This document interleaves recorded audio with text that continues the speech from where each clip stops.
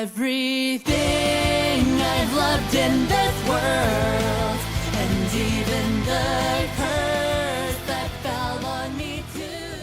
Hello everybody, Infinite Shinjo here, welcome to the channel, and in today I am going to officially bring the new series in air quotes to the channel, and I'm going to call it Anime Crossover. Of course, I had to have it be an X instead of an actual cross because I want to be different like that.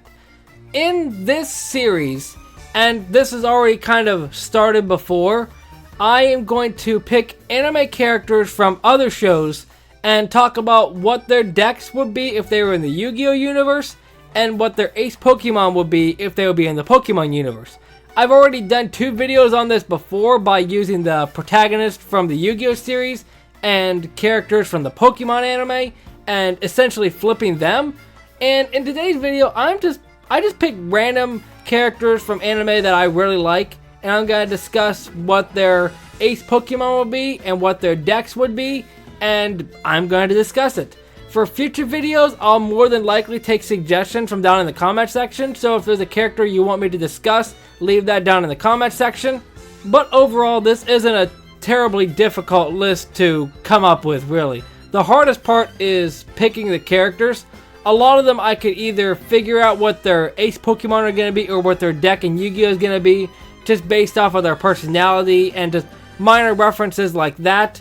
A couple of them were easier than others, but I'm going to get started with Chika Fujiwara, and her deck is going to be the Prank Kids. I'm not as familiar with the Prank Kids. I know like one card from them, but the fact that Chika likes to play pranks, a nice little reference to that. And for her ace Pokemon, I decided to go with Impidimp, mainly because Impidimp's a sort of mischievous sort of Pokemon. I should have mentioned this beforehand. If you think any of these characters deserve different decks or ace Pokemon, feel free to let me know. These are just my opinions on the matter. But I think just for the sole fact that Chika is a little bit of a prankster, I decided to give her the Prank Kids and Impidimp as her ace. Now, of course, these don't have to be fully evolved Pokemon, hence why I have Impidimp instead of Grimmsnarl, because Grimmsnarl definitely doesn't fit. But moving on from one great anime character to another with Nadeshiko Kagamihara. And this one was difficult because there's not really a camping deck in Yu-Gi-Oh! So for her deck, I decided to go with Toons, mainly because she's just so cartoonish with a lot of stuff she does. I just feel like the Toons make a lot of sense. And for her ace Pokemon, I went with Munchlax. She likes to eat, so I feel like that, on top of the fact that Nadeshiko was a little bit heavier prior to the show from what they've established, I feel like both of those are just a nice little reference to that. And next we got one from a more recent anime that I've been watching, Kazuma Kuwabara from Yu Yu Hakusho. Almost 20 years, and I'm just now getting around to watching Yu Yu Hakusho. Yep, I don't know what's wrong with me.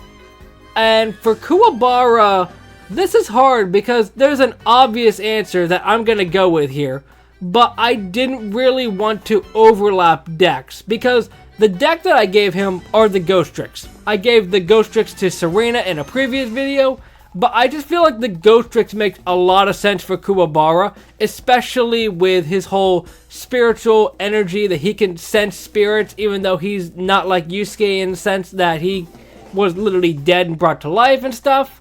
Now, I could have given him a sword-based deck, but I decided to tap more into the spiritual side of Kuwabara. Now, for the Pokemon, I went with Terrakion. I know it seems a bit broken to give him a Terrakion, but you can't look at Terrakion and Kuwabara and just tell me that they don't fit together perfectly. I could have been obvious and gave him Aegislash, but the Swords of Justice. Up next is another shonen character, Gon Freaks. And for Gon's deck, I gave him the Fluffles. And I mean the Fluffles and the Frightfurs all together. Essentially the deck that Sora uses in Arc 5. Just because of the whole Gon is nice and cute and stuff early on in the show, but he's turned into a bit of a darker side later on. Just a nice little reference to that. And for his ace Pokemon, I gave him Scizor. It could be a Mega Scizor, I don't really care. I just did this for the sole reason of his Judgunkin being rock, paper, scissors. I could have given him a rock type as well, but I think Scizor, just for being the sole scissor Pokemon, just makes so much sense. Next up is Maki Oze, and for her Yu-Gi-Oh deck, I gave her the Fortune Ladies. This probably seems out of left field because you might have been expecting a deck like the Volcanics or some fire-based deck instead, but I looked up on Maki's Wiki page, and it turns out she's a fan of fortune telling. So I figured, why not give her the Fortune Ladies? And for her Pokemon, I decided to tap more into the fire side of things, and I gave her a Braixen. It just makes a lot of sense, especially since a lot of the characters call her a witch, and Braixen is more or less based off of a witch. Now, I do want to at least mention this. I was going to go with Braixen all along, but I do want to give a shout out to giving her Darmanitan, just for the sole reason that a lot of the characters call her a gorilla as well. And up next we have Tsuyu Asui from My Hero Academia. This one's not hard at all. Yu-Gi-Oh! She's got the frog deck. Her Pokemon is Politoed. It literally looks like her. There's no discussion there. And up next is another shonen protagonist with Edward Elric. And for Edward, it's a little bit hard because outside of Professor Banner's anime-only deck, there's not really an alchemy soul-based deck. So for Yu-Gi-Oh, I took a little bit of liberty and gave him the spell counters. Just because of the whole Philosopher's Stone sort of thing, I feel like the spell counter deck works so well. And for his ace Pokemon, I gave him Berserker. Alchemy, he can literally change his body, steel, and I'm not sure about this, but I think Berserker is pretty short, so that could be a nice other reference to Edward being short. And up next is Megumin from Konosuba, and her Yu-Gi-Oh deck is the Reactors. Summon Reactor SK, Trap Reactor Wi-Fi, all building up to playing Flying Fortress Skyfire. Greiger used it in 5Ds. I couldn't think of anything else, and this just makes so much sense because Megumin blows stuff up, and a lot of the reactors rely on your opponent playing cards. Sometimes they destroy them. It just makes so much sense. And as much as I would love to give Megumin Electrode or another Mon that can explode, I decided to give her Esper, just for a reference to Chomusuke, her cat. Although since Chomusuke looks nothing like Esper, I could probably have argued Umbreon instead. Although the more I'm thinking about it, I think instead of Esper, I think Litten works a lot more. Because most of the time explosions are associated with fire, so it just makes sense. And up next we have Hifumi Takamoto from New Game. Now this one I was a bit hard pressed to find, because the only thing that I remember is that Hifumi likes cosplaying.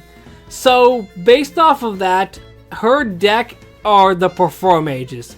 Because in my mind, when I try to come up with a character, if I give them the Performa Pals that Yuya uses, I establish that to be more of a naive character that likes to perform, whereas the Perform Mage is more of an adult sort of character, which is why Hifumi has them. And her eighth Pokemon is Shaman, solely for her pet hedgehog. And finally up, you saw her on the thumbnail, Anya Forger from Spy Family. I love Anya so much, there's just no way I couldn't include her in this first video. And this is gonna sound weird at first, but her Yu-Gi-Oh deck is Relinquished. I know a lot more Relinquished support came out recently, so I figured to give that to her.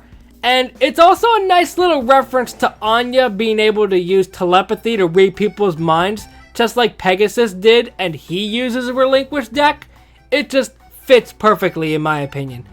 And her ace Pokemon is a Ralts. No Gardevoir, she's too young to get Gardevoir. Ralts just makes sense. Ralts is her little buddy. Although at the same time, it is still early in Spy Family that I've been watching, so there might be other things that come up that I could argue more. I'm pretty sure she has a pet stuffed lion, so I could have argued the Fluffles for her instead. But I think as a nice little nod to Pegasus, I figured to give her Relinquished. But that is going to be it for this video. Let me know what you think. Let me know what other characters you want me to include with this. Although if it's a character that I'm not familiar with, I will have to do some research. But let me know what you think. Hit like if you enjoyed, and I'll see you next time. Momentai.